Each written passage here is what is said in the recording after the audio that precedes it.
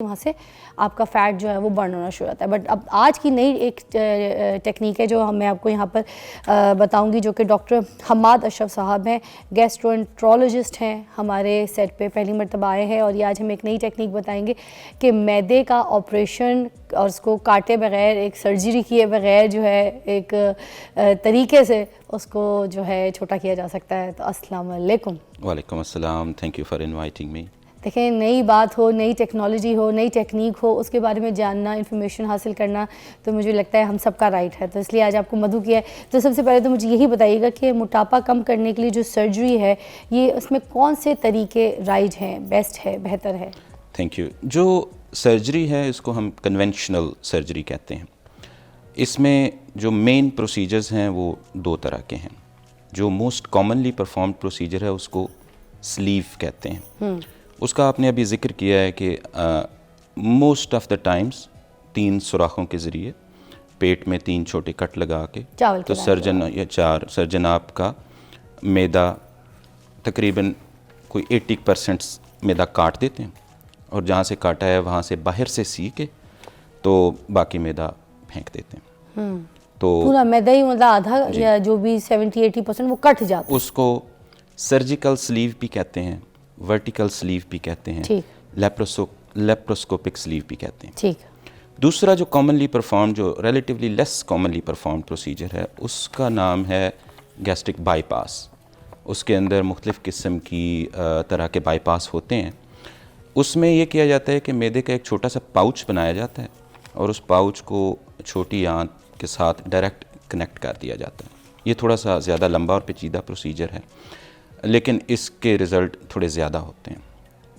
तो ये 2 commonly perform procedures हैं। और भी सर्जरी के तरीके हैं, जैसे एक प्रोसीजर जिसका नाम SADI-S है, इसी तरह से और भी स्लीव प्लस जेजुनोस्टमी, इस तरह से कॉम्प्लेक्स प्रोसीजर है। कॉमनली जो परफॉर्म्ड है उसको कहते हैं स्लीव प्रोसीजर। सर, ये जो gastric bypass surgery, gastric sleeve surgery है, व्हाट इज इट अबाउट? आप जानना चाहती हैं कि उसका रिस्क क्या है? रिस्क क्या है और एग्जैक्टली लोगों को इसकी पूरी पैटर्न बता दें। पैटर्न तो हमने यानी जैसे कि अभी जिक्र किया कि आप के मैदे का जब साइज़ कम हो जाता है तो जाहिर है कि आप खुराक कम ले पाते हैं, खुराक कम लेते हैं तो वज़न कम कर पाते हैं। ठीक है सर, इसके साइड इफ़ेक्ट्स भी सब कुछ? जी, मैं बताता हूँ अभी। और बाईपास में ये है कि ना सिर्फ साइज़ कम होता है बल्कि बहुत सारी इंटेस्टाइन का हिस्सा बाईपास हो जाता है, यानी खुराक उसमें जाती ही नहीं तो हज़म नहीं होती, तो गैर हज़मशुदा खुराक बाहर चली जाती है। जो आप खाते भी हैं तो उससे वज़न कम होता है। ओके। लेकिन मैं आपको बताऊं कि अमेरिका में जितने लोग इतना मोटापा रखते हैं कि उनको स्लीव या बाईपास सर्जरी के लिए वो क्वालिफाई करते हैं, अच्छा, और उनकी इंश्योरेंस उनको अलाउ करती है, उनमें से 1% लोग भी सर्जरी चूज़ नहीं करते। क्यों? उसकी वजह है कि लोग रिस्क के मुतल्लिक परेशान होते हैं। हाँ, कि बड़ा ऑपरेशन है, इसमें ब्लीडिंग का रिस्क है, इसमें इन्फेक्शन का रिस्क है, इसमें एक चीज़ जिसको लीक होती है उसका रिस्क है, इसको अगर हम लेप्रोस्कोपिक यानी 3-4 सुराखों के ज़रिए करने की कोशिश करें तो किसी न किसी हद तक ओपन करने का रिस्क है। फिर जो स्लीव सर्जरी है उसमें हर तीसरे चौथे मरीज़ में रिफ्लक्स का रिस्क बढ़ जाता है, एसिड रिफ्लक्स बड़ा होता है, उनको उनकी क्वालिटी ऑफ लाइफ ख़राब हो जाती है, एसिडिटी रहेगी, उनको एसिडिटी रहती है, डाइजेस्टिव कंट्रोल नहीं हो सकती। और मोस्टली लोगों में मेडिसिन से कंट्रोल हो जाती है, लेकिन वो फिर पेशेंट कहते हैं कि ऑपरेशन करवाया था वो शुगर और ब्लड प्रेशर की दवाइयाँ कम करने के लिए, तो अब मैदे की दवाइयों पे आ गए हैं, तो वो भी नहीं हुआ तो साथ 2 दवाइयाँ ऐड हो गई। इस सर्जरी के बाद तो मुझे लगता है ये बाईपास वाली सर्जरी, इसके बाद तो फिर लोग मिर्च मसाला तो बिल्कुल भी नहीं खा सकते होंगे। और हमारे पाकिस्तान का तो मिर्च मसाले के बगैर गुजारा ही कोई नहीं है। हमारा तो बस चले, हम खाने में नहीं, हम तो मुँह पे लगाने वाली क्रीमों में भी लाल मिर्चें डाल के लगा लें, इतने शौकीन हैं हम तो। बस फिर क्या करेंगे हम? मिर्च मसाला तो वैसे भी थोड़ा कम ही खाना चाहिए हमारे मैदे। बस लोगों को समझ कोई नहीं है इस बारे में भी, एक मैंने शो करना है डॉक्टर साहब। तो ये वाले जो पेशेंट हैं इनके लिए तो जहर नहीं, निहायत ही जहर होगा ये लाल मिर्चें वगैरह, और उनको तो बहुत एसिडिटी प्रॉब्लम्स रहेगा, है ना? इसी को एक सिंपल टर्म में ये बताया जाता है कि क्वालिटी ऑफ लाइफ पुअर हो जाती है। ठीक है। और जो बाईपास है उसमें चूँकि बहुत सारा, जैसे मैंने कहा कि इलाका इंटेस्टाइन का बाईपास हो जाता है, तो गैर हज़मशुदा खुराक, फिर वो विटामिन्स और मिनरल्स और ट्रेस एलिमेंट्स की कमी हो जाती है, जिसके लिए फिर उन लोगों को बड़े बड़े कैप्सूल सुबह और शाम 3-3, 4-4 कैप्सूल लेने पड़ते हैं। फिर वही बात कि पेशेंट कहता है कि हमने शुगर और ब्लड प्रेशर की दवाइयाँ कम करने के ना कि अब मैदे लिए की ऑपरेशन भी खाएं। किया, लेकिन अब विटामिन की बड़े बड़े सर ये कैप्सूल के एंडोस्कोपी स्लीव और ये गैस्ट्रोप्लास्टी ये जो है इसके बारे में भी ज़रा हमें सही से एलैबोरेट कर दीजिए, ESG क्या है? Thank you. जब कन्वेंशनल सर्जरी की मैंने बात की कि लोग उसको नहीं चूज़ करते इसलिए कि उसका रिस्क ज़्यादा है, तो पिछले 2 डेकेड्स में बहुत सारी रिसर्च हुई क्या हम ऐसा कोई तरीका बना सकते हैं जो कि बहुत कम रिस्की हो लेकिन ऐसे ही रिज़ल्ट्स दे दे। तो 10 years ago ये प्रोसीजर अमेरिका में स्टार्ट हुआ और इट्स ग्रोइंग एक्सपोनेंशियली। इसमें क्या करते हैं कि जो आपने बताया कि चावल के दाने के बराबर भी जो 4 आपको सुराख लगते हैं वो भी नहीं लगते। आपके पेट के ऊपर कोई किसी किस्म का कट नहीं लगता। आपके सारे इंस्ट्रूमेंट्स जिस तरह से सादा एंडोस्कोपी होती है। कट के ये कैसे सर्जरी? Yes, सर ब्रेक के बाद that's the बताइएगा, beauty, yeah. डिटेल में एलैबोरेट कीजिएगा। That's हाँ, true. ये नई चीज़ है इसलिए मैंने कहा कि मैं आपको यहाँ पर बुलाऊँ और लोगों को पता चले, क्योंकि सर्जरी से, कट से, ऑपरेशन से, चाहे छोटा हो चाहे बड़ा हो, हर कोई डरता है। और अगर ये बिना ऑपरेशन के कोई सर्जरी है और कोई ऐसी टेक्निक है और किसी को बहुत सीवियर प्रॉब्लम है मोटापे का, तो वाई नॉट? सेहत है तो हज़ार नेमत है। Take a break, will be right back.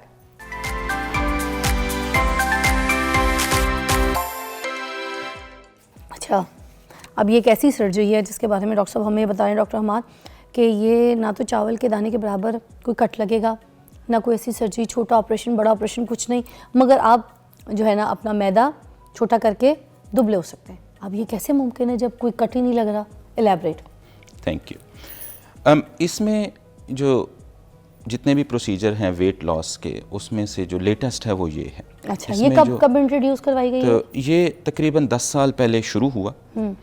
5 साल पहले ये वाइड स्प्रेड हुआ, दुनिया के मुख्तलिफ मुल्कों में अमेरिका से फैला, और अभी तो ये ऑलमोस्ट हर जगह मौजूद है, पाकिस्तान में। और अल्हम्दुलिल्लाह पाकिस्तान में हम इसको इस साल के शुरू में लेके आए हैं अभी। और जी अभी जनवरी में हमने पहला केस किया था। अच्छा, कितने और उसके बाद से अभी हम पहले केस के बाद, मतलब पता चले मुझे पाकिस्तान में कितने लोग इस पे दौड़े भागे हैं, आए हैं, कितने पेशेंट्स? हम every month couple of procedures कर रहे हैं अल्हम्दुलिल्लाह। जी ऐसे ही है, और ये यानी इसकी बल्कि हमें तो मुश्किल पेश आ रही है कि जो इसके जो इक्विपमेंट है वो चूँकि इंपोर्ट होता है तो उसमें डिले आ जाते हैं।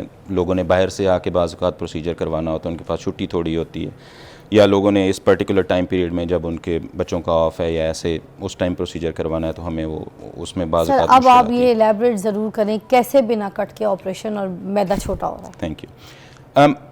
उसमें होता ये है कि इंस्ट्रूमेंट्स एक एंडोस्कोपी के ज़रिए मुंह के ज़रिए दाखिल किए जाते हैं, मुंह से खुराक की नाली में, वहाँ से मैदे के अंदर जाके अंदर से सिलाई करके, तो मैदे का साइज़ पहले की निस्बत 25% 30% रह जाता है। जिस तरह से आप किसी शर्ट की, किसी ट्राउज़र की फ़िटिंग करते हैं, उसकी सिलाई के अंदर ही एक सिलाई लगा देते हैं तो वो टाइट हो जाता है। अल्ट्रेशन। तो इसमें कटिंग इन्वॉल्व नहीं है, ना स्किन पे ना अंदर, तो इसकी वजह से ये बहुत सेफ़ हो जाता है। अच्छा। तो जब कट नहीं है तो ब्लीडिंग का रिस्क नहीं है, इन्फेक्शन का रिस्क नहीं है, लीक का रिस्क नहीं है, तो कन्वेंशनल सर्जरी के मुकाबले में ये 100 टाइम्स सेफ हो जाता है। ये सपोज एक ये साइज़ है, ठीक है जी, मैं आपको इस तरह समझाती हूँ कि सपोज ये ऐसा है, ठीक है जी, इस साइज़ का है। अब जब आप इसको स्टिच करेंगे सपोज, तो आपने ये जगह इतनी आपने कहा कि 30% इसकी कम होगी, 70% कम होगी जी, 30% बाकी रह जाएगी। अच्छा, देखें वीडियो में भी वो दिखा रहे हैं आपको, साथ साथ ये भी देखें, मैं इधर भी मिसाल दे रही हूँ कि इस हद तक 30% रह गया, और ये वाला पूरा जो है ये फोल्ड होके अंदर ही इसी तरह फोल्ड हुआ, ये काटा पीटा कुछ नहीं, ऐसा फोल्ड किया, फेंका नहीं, और इसको स्टिच कर दिया जी ऐसे ही, ठीक है। और ये ऐसे स्टिच ऐसे साइज का हो जाएगा, बिल्कुल ऐसे ही। ओ, और वो देखें वीडियो में भी पीछे देखें कैसे फोल्ड होता हुआ दिखा रहे हैं, ज़बरदस्त तरीके से, क्या टेक्नोलॉजी है। और ये मुंह के ज़रिए जी ऐसे ही है, तो इसमें बिल्कुल ना कोई कट है आपकी बॉडी पे, ना कोई स्कार है, क्योंकि बहुत सारे ऐसे लोग होते हैं जिनके पहले कोई ऑपरेशन हो चुके होते हैं, पित्ते का ऑपरेशन, हमारे बहुत सारे पेशेंट ख़वातीन हैं उनके सी सेक्शन हो चुका होता है, तो पहले से जिनके ऑपरेशन हुए हैं उनके ऊपर बाहर से ऑपरेशन करना मुश्किल होता है, तो उनके लिए ये और भी बेहतर है। कितना % कामयाब है, मतलब इसकी जो सर्जरी है कितने % श्योरिटी आप देते हैं अपने क्लाइंट को जब वो आते हैं? अल्हम्दुलिल्लाह हमारे अल्लाह का शुक्र है कि अभी तक सारे पेशेंट्स अच्छा रिज़ल्ट दे रहे हैं। एक्चुअली मोस्ट पेशेंट एक्सपेक्टेशन से ज़्यादा अच्छा परफॉर्म कर रहे हैं, क्योंकि ये वो लोग हैं जो एजुकेटेड हैं और मोटिवेटेड हैं, और वो ना सिर्फ ये बल्कि उसके साथ वेट लॉस के जो दूसरे ऑप्शंस हैं उनको कंबाइन कर रहे हैं इसके साथ। ठीक है सर, तो इसका हीलिंग प्रोसेस क्या है? अब ये देखें, ऐसी भी कोई चीज़ नहीं है जो सामने ऊपर हो, खून निकले, कट हो, कोई मज़े की बैंडेज बात हो बताऊं या प्लास्टर हो, तो ये तो इसमें पेट। हम पेशेंट को एक रात भी हॉस्पिटल में नहीं रखते।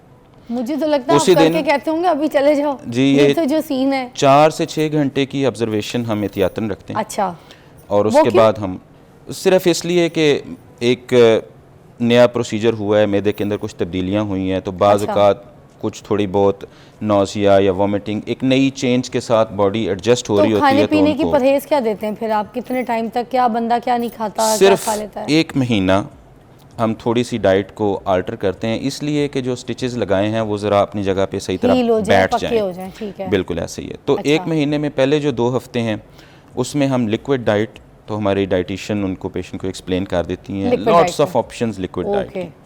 और उसके बाद सेमी सॉलिड नॉर्मल डाइट, लेकिन सिर्फ सेमी सॉलिड फॉर्म में, ठीक, और afterwards life long healthy diet. Okay. और वो जी जी सर वो ये कितने की हो जाती है सर्जरी अगर किसी ने करानी है? अच्छा, इसके पाकिस्तान में क्या प्राइस है? मैं आपको एक और Is जो it है ना very वो बात expensive? बताता हूँ। नॉट रियली एक्सपेंसिव, वैसे भी एक रेलेवेंट टर्म है, और अभी तक कॉस्ट की वजह से कोई ऐसा मोटिवेटेड पेशेंट जो है उसको मैंने नहीं देखा कि वो ना करवा पाए हों।